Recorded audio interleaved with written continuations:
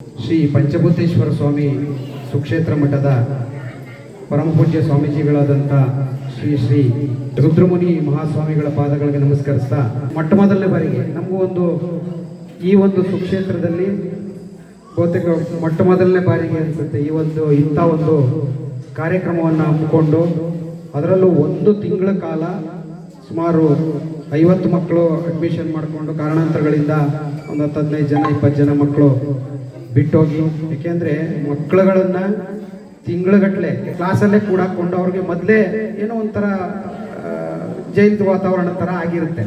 ಅವ್ರು ಈ ಬೇಸಿಗೆ ರಜಾ ಬಂತು ಅಂದರೆ ಅವ್ರ ಮನಸ್ಥಿತಿ ಹೇಗಿರುತ್ತೆ ಅಂದರೆ, ನಾವೆಲ್ಲ ಒಂಥರ ಎಲ್ಲ ಹೋಗ್ಬೇಕು, ಅಮ್ಮನ ಮನೆಗೆ ಹೋಗ್ಬೇಕು, ಅಜ್ಜಿ ಮನೆಗೆ ಹೋಗ್ಬೇಕು, ನೆಂಟರ ಮನೆಗೆ ಹೋಗ್ಬೇಕು, ಇಲ್ಲ ಟೂರ್ ಹೋಗ್ಬೇಕು, ನಾವು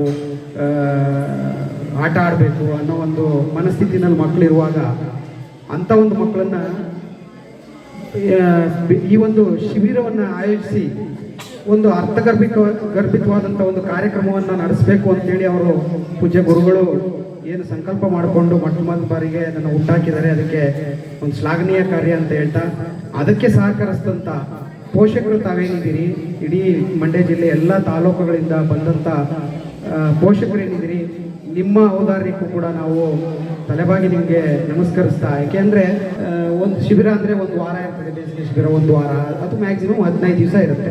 15 ದಿವಸದಲ್ಲಿ ಏನೋ ಒಂದು ಚಟುವಟಿಕೆಗಳನ್ನು ಮಾಡಿಸಿ 15 ದಿವಸ ಆದಮೇಲೆ ಮನೆಗೆ ಕಳಿಸುವಂಥದ್ದು. ಅದರಲ್ಲೂ ಏನು ಬೆಳಿಗ್ಗೆ ಕರ್ಕೊಂಡೋಗಿ ಮನೆಗೆ, ಸಿಟಿಗಳಲ್ಲೆಲ್ಲ ನಾವೇನು ನೋಡ್ತೀವಿ, ಬೆಳಿಗ್ಗೆ ಮನೆಯಿಂದ ತಿಂಡಿ ತಿನ್ನಿಸ್ಕೊಂಡು ಕರ್ಕೊಂಡೋಗಿ ಶಿಬಿರಕ್ಕೆ ಬಿಡ್ತೀವಿ, ಮತ್ತು ಸಂಜೆ ಆದಮೇಲೆ ಒಂದು 4 ಗಂಟೆ 5 ಗಂಟೆಗೆ ಮತ್ತೆ ತಮ್ಮ ಮಕ್ಕಳನ್ನ ಪಿಕ್ ಮಾಡ್ಕೊಂಡು ಮನೆಗೆ ಹೋಗ್ತೀವಿ. ಅಲ್ಲಿಗೆ ಅವರು ಶಿಬಿರದಲ್ಲಿ ಹೋಗೊಂದು 4 ಅವರ್ಸ್ ಏನು ಕ್ಲಾಸ್ಗೆ ಹೋಗಿ ಬರ್ತಾ ಇದ್ರು ಮನೆಗೆ, ಅಷ್ಟು ಕಾಲ ಮಾತ್ರ ಅವರು ಶಿಬಿರದಲ್ಲಿ ಕಾಲವನ್ನು ಕಳೆಯುವಂಥದ್ದು ಈಗ ಸಿಟಿಗಳಲ್ಲಿ ನೋಡ್ತಾ ಇರ್ತಕ್ಕಂಥದ್ದು. ಆದರೆ ಇಲ್ಲಿ ವಸತಿ ಸಹಿತ ಅಂದರೆ ಅವ್ರು ಮೊದಲೇ ಕ್ಲಾಸ್ಗಳಲ್ಲಿ ತಿಂಗಳಾನ್ಗಟ್ಟಲೆ ಕಳೆದು, ಅಥವಾ ಹಾಸ್ಟೆಲ್ಗಳಲ್ಲಿ ಇದ್ದಿದ್ದ ಮಕ್ಕಳುಗಳು ಎಷ್ಟೋ ಇರ್ಬೋದು, ಹಾಸ್ಟೆಲಿಂದ ಡೈರೆಕ್ಟಾಗಿ ಮತ್ತೆ ಶಿಬಿರಕ್ಕೂ ಬಂದಿರುವಂಥ ಮಕ್ಕಳು ಇರ್ಬೋದು. ಅದಕ್ಕೆ ಅವರು ಇಷ್ಟಪಟ್ಟು ಬಂದಿರೋದಕ್ಕೆ ಅವ್ರಿಗೂ ತುಂಬ ಹೃದಯದ ಅಭಿನಂದನೆಗಳನ್ನು ಸಲ್ಲಿಸ್ತಾ, ಮತ್ತು ಅದಕ್ಕೆ ಸಹಕರಿಸಿದಂಥ ಪೋಷಕರು ತಮಗೂ ಅಭಿನಂದಿಸ್ತಾ, ಈ ಒಂದು ಕಾರ್ಯಕ್ರಮ ತುಂಬ ಅಚ್ಚುಕಟ್ಟಾಗಿ ನಡೆದಿದೆ. ನೋಡಿದ್ವಿ 2-3 ಜಲಕಗಳನ್ನು ಅವರು ಕಲ್ತಿರ್ತಕ್ಕಂಥ ಶಿಬಿರದಲ್ಲಿ ಕೊಟ್ಟಿರ್ತಕ್ಕಂಥ ತರಬೇತಿ ಮತ್ತು ಅದನ್ನು ಪ್ರಸ್ತುತಪಡಿಸಿದಂಥ ರೀತಿ ತುಂಬ ಅಚ್ಚುಕಟ್ಟಾಗಿ ಬಂತು.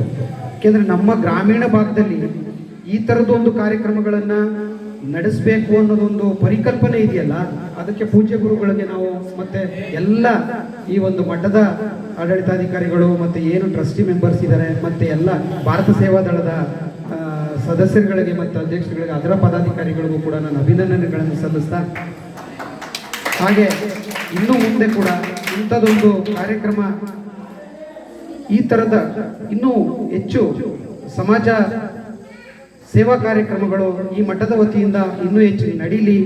ಆ ಒಂದು ಕಾರ್ಯಕ್ರಮಗಳಿಗೆ ಪೂಜ್ಯ ಗುರುಗಳಿಗೆ, ಶ್ರೀ ಕ್ಷೇತ್ರದ ಪಾಲಕರಾದಂಥ ಪಂಚಭೂತೇಶ್ವರ ಸ್ವಾಮಿಗಳು ಅತಿ ಹೆಚ್ಚಿನ ಶಕ್ತಿಯನ್ನು ತಮಗೆ ನೀಡಲಿ, ಇನ್ನೂ ಹೆಚ್ಚು ತಮ್ಮ ಸಮಾಜಮುಖಿ ಕಾರ್ಯಕ್ರಮಗಳನ್ನು ಇಲ್ಲಿ ಕೊಡುವಂತಾಗಲಿ.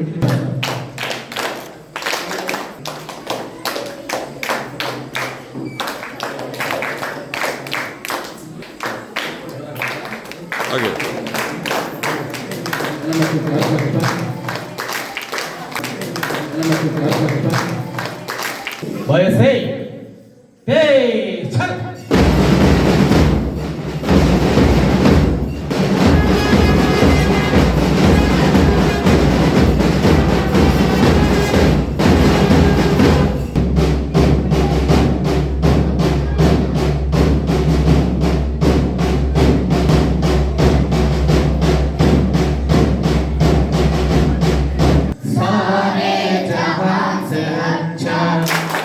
Hindosita